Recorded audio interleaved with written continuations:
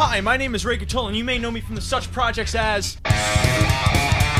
You may also know me as the host of the internet's favorite harness handicapping show, North American Harness Update, which I host with these two guys, Mike Prebozy and Rod Allums Jr. Every Friday from 9 p.m. Eastern, you can catch us talking harness, handicapping harness, and most importantly, having fun with harness. Can we please get this stuff out of my face? Thank you! North American Harness Update, Fridays from 9 on SRN1. Also download Often Pacing, and using promo code NAHU200K, start your stable with an additional 200,000 coins. You can also catch show archives and racing analysis over at our website, NAHUPicks.com! Oh.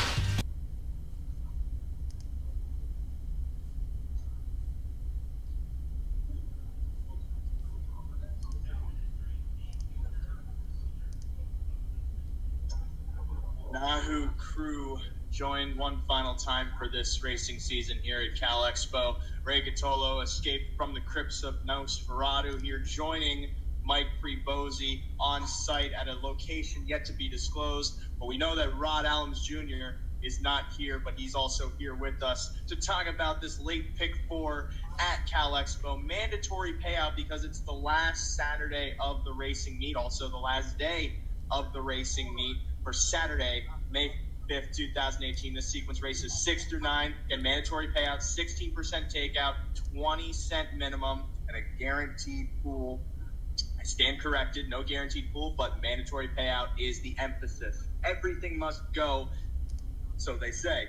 Who they are, I don't know. But let's get rolling into the sequence, starting with the 6th race, a billion mare claiming handicap for a $3,000 to $4,000 tag. We got 7 lining up here. And to start, Mike, this seems like a pretty simple race. 3 deep. I'm 135 here. The one, poor little rich girl. Tough trip last time. Big move. As the favorite, that was off a drop. Drops again now to a claimer. I think with the inside post, a must use. The 3 Lovers Holiday could be a little overpriced here. Woke up last time against Little Emma. Had 1-2 in a row. Draws well. Had a little bit of a wide trip last time. Should be better in here. And then the 5, She's a Swift. This horse won last time. This level has been right around it pretty much the entire meet. Another trip could equal a win. So 135 to start. Rod, could another trip equal a win here? Possibly. The short field, I think, kind of helps that one's cause. But I'm 4 deep here. Start with the 1, Poor Little Rich Girl. Last week, sat 3rd and then made a move past the 5 ace, and I thought raced pretty well. Deserves to be respected from the rail. Usually stays pretty close when she draws the inside. The 2, Little Miss Knuckles. This one I think is going to be a decent price. Tony Succarati jumps on. I like this horse, especially the fact that she drew inside again. And she finds a field that is a little bit suspect. The 5, She's a Swift. I got nothing to add there. I think you got to use that one. And then the 7, Little Emma. I throw that one on there. She's a closer. If they go any kind of fractions up front, you should see her charging toward the end of the mile. So 1, 2, 5, 7. I'm pretty simple here. Poor Little Rich Girl is a consensus pick and also one of the probable chalks in this race, as might be Little Emma from the outside, but I don't necessarily think that she needs fractions, because last time out, if you recall or look at the past performances, she had a pretty slow pace to close into, and she still came home fairly strongly. So that said, I feel like those 2 are the main contenders in the race, and so I'm 1-7 to start this pick 4, which moves us on to the second leg, race number 7. The 7th race, non-winners at 2,500 their last 5 starts. We got 6 horses lining up here. Mike, 3 deep. Again, the 1, Doug's Hobby Horse, was 1-9 last time off the drop from the series and crushed. Likely favorite again.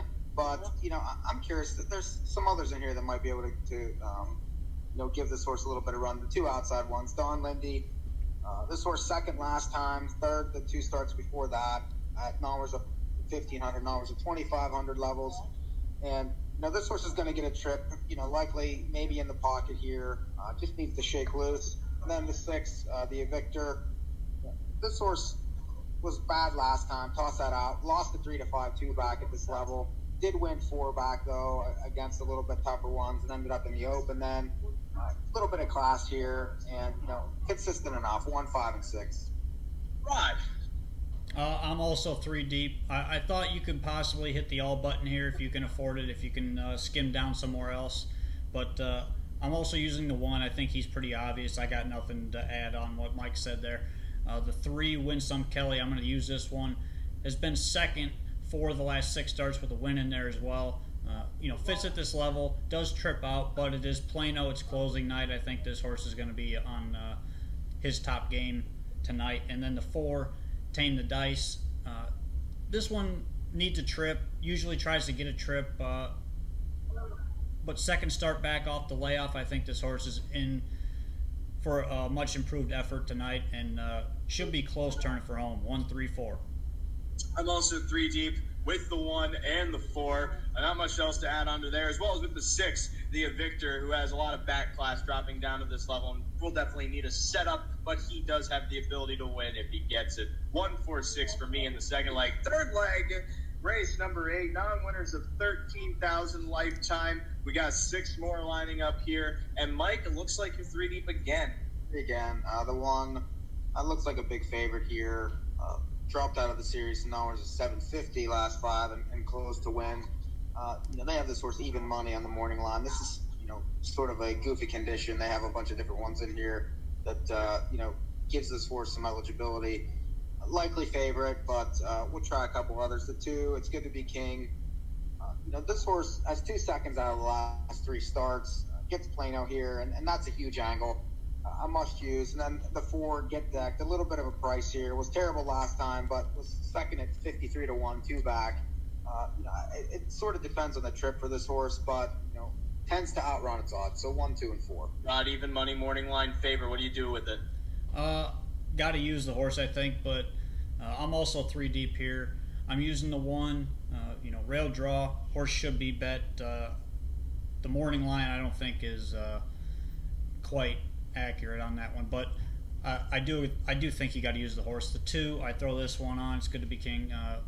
Like Mike said, this horse should sit close, trip out, and you get a driver change to Luke Plano tonight. And then the 6, Be My Lucky Lady. This one, she's drawn the rail 4 starts in a row, draws the outside tonight, gets a driver switch, which I don't mind. I think this horse, if she is able to work out a nice covered up trip, she can be pretty close right there at the wire as well. So 1, 2, 6. I'm pretty simple in this race again. It's hard to really extrapolate outside of the abstract realms of handicapping, if that made any sense. Sinalta Cougar's pretty obvious, draws the inside, really hard to dispute using against her. I mean, you can find reasons, but there's very few. And then the 2, It's Good to Be King, is just going to be dragged behind and could possibly capitalize off a trip if she gets the setup from the post that she has, or he has rather. So that said, 1, 2, I don't see much else in that race. However, we're now on to the last leg of this big 4 here. That's right, the 4th race of 4. It's the 9th cap of the meet here at Cal Expo. A $3,000 claimer, 6 horses lining up. Mike, how do you finish? The middle ones here, the 2, 3, and 4. The 2, Musician, has been racing well. Just missed last time, was second. This horse gets lots of shares, but in the money, 10 out of 15 during the meet. Draws well. It's going to be tough. The 3, Santana Sam. This horse gets some post relief. 1, 3 back from an inside draw. Typically, it's a little bit longer shot, but I think a closer in here might not be such a bad thing. And then the 4, CR Artistic. This horse dropped out of the series last time to be 3rd. Against similar horses here. Has flash speed in the past. Should be up close. 2, 3, 4.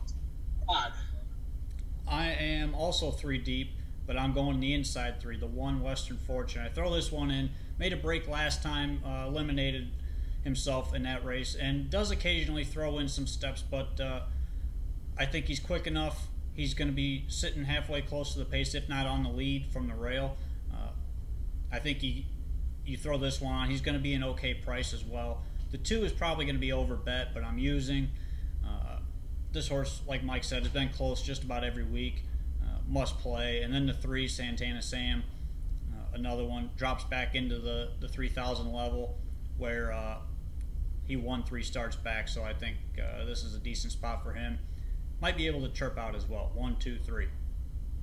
Well, I'm also 1, 2, 3 here, and Rod, to be quite frank, you articulated that way better than I could, so I'm just going to wrap up my ticket. So for this pick 4 at Cal Expo, the final pick 4 of the meet with a mandatory payout, I go as follows: 1-7 with 1-4-6 with 1-2 with 1-2-3. It's $7.20 for 20 cents. Mike, your ticket. 1-3-5 with 1-5-6 with 1-2-4 with 2-3-4 at $16.20. And Rod.